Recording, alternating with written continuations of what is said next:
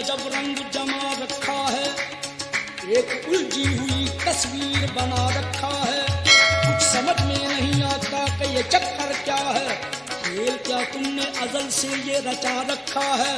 रूह को जिस्म के पिंजरे का बनाकर कैदी, उस पे फिर मौत का पहरा भी बिठा रखा है। देखे तदबीर के पंछी को उड़ाने तुमने, दामे तकदीर में हर समत बिछा रखा है। करके आराइश कौनैन की बरसों तुमने, खत्म करने का भी मंसूबा बना रखा है। लामकानी का बहरहाल है दावा भी तुम्हें, नहनु अकरब का भी पैगाम सुना रखा है।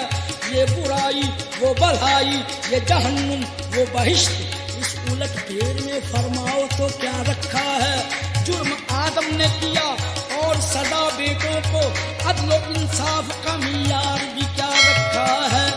एक इंसान को दुनिया में खिलाफत अपनी एक तमाशा सा जमाने में बना रखा है। अपनी पहचान की खातिर है बनाया सबको, सबकी नजरों से मगर खुद